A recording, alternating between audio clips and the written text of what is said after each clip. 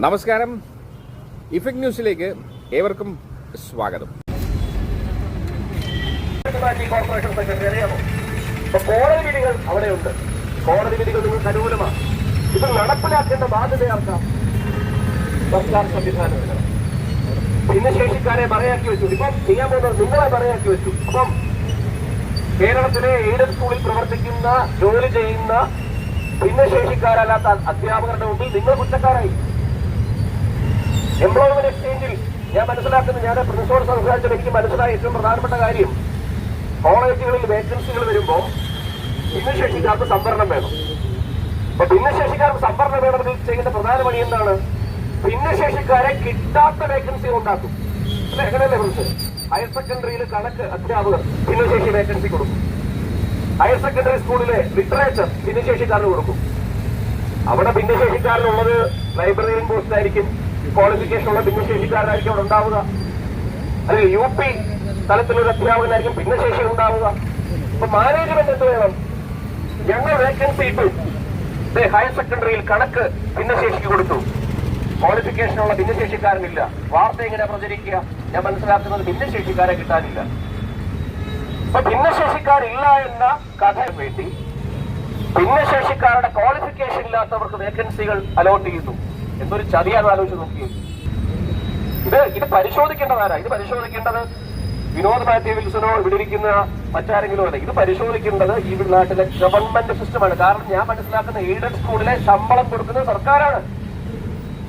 നിയമനം നടത്തുന്നത് മാനേജ്മെന്റ് ആണെങ്കിൽ അവരുടെ ശമ്പളം അപ്രൂവ് ചെയ്യുന്നത്, ആ നോട്ടിഫിക്കേഷൻ കൊടുക്കുന്നത്, അതുമായി ബന്ധപ്പെട്ടുള്ള സകല സൗകര്യങ്ങളും സംവിധാനങ്ങളും ചെയ്തു കൊടുക്കുന്നത് സർക്കാരാണെങ്കിൽ സർക്കാർ ഉത്തരവാദിത്തമില്ലേ? 3 വർഷമായി, 3 വർഷമായി ഇതിൽ ഇടപെടാതിരിക്കുമ്പോ, 3 വർഷമായി ഇതിൽ ഇടപെടാതെ കണ്ണടച്ചിരുന്നിട്ട് 3ാമത്തെ വർഷം വന്നിട്ട് പറയുകയാണ് ഈ താൽക്കാലിക സേവനം മാത്രമേ ഉള്ളൂ. ഇത് ചതിച്ചത് ആരെയൊക്കെയാണ്? നിങ്ങളെ മാത്രമല്ല, നിങ്ങളെ സഹോദരങ്ങളായി കാണേണ്ട, നിങ്ങളുടെ അവകാശങ്ങൾ ലഭിക്കണമെന്ന് പറയേണ്ട എയ്ഡഡ് സ്കൂളിലെ മറ്റ് അധ്യാപകരെ ചതിച്ചു എന്നുള്ളതാണ്.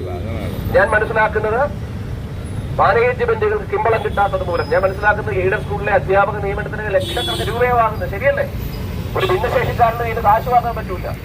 അതിനുവേണ്ടി അവൻ ക്വാളിഫിക്കേഷൻ ഇല്ലാത്തിടത്ത്, ഭിന്നശേഷിക്കാരന് ക്വാളിഫിക്കേഷൻ ഇല്ലാത്തിടത്ത്, അല്ലെ കാൻഡിഡേറ്റ് കിട്ടാത്ത സാഹചര്യത്തിൽ അവിടെ നോട്ടിഫിക്കേഷൻ ഇടും. ശരിയാണോ ഞാൻ ഈ പറയുന്നത് സാറേ?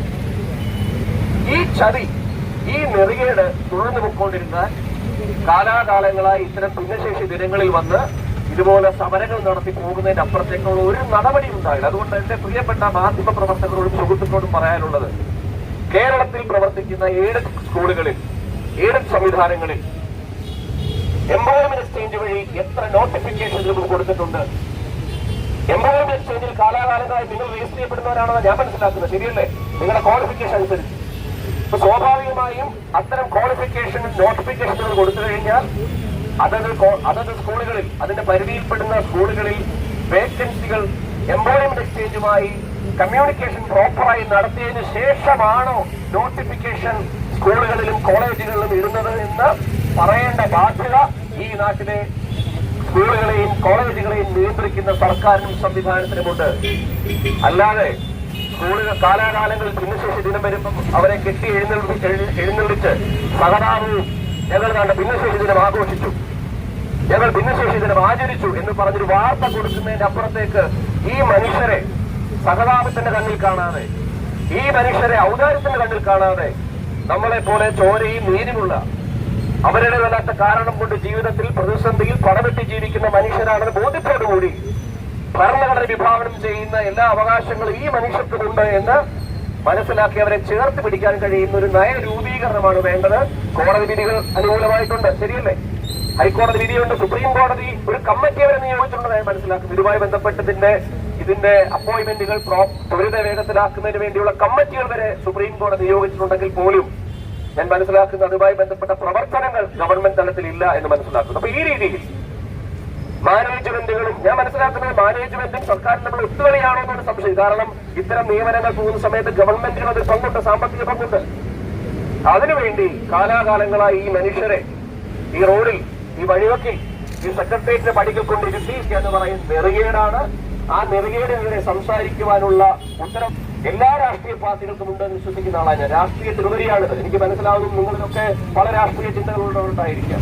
ഇടതുപക്ഷക്കാരുണ്ടായിരിക്കാം, കോൺഗ്രസ്സുകാരുണ്ടായിരിക്കാം, BJP-ക്കാരുണ്ടായിരിക്കാം, ഈ ആം ആദ്മിയോട് സ്നേഹമുള്ളവരുണ്ടായിരിക്കും. പക്ഷെ അതിന്റെ അപ്പുറത്താണ് മനുഷ്യന്റെ ജീവിത പ്രശ്നം. കൊടിയുടെ നിറം നോക്കിയിട്ടല്ല ജീവിത പ്രശ്നം ഇടപെടേണ്ടി വരിക. നമുക്ക് അങ്ങനെയല്ലേ? അതുകൊണ്ടാണ് ഇവിടേക്ക് വന്നത്.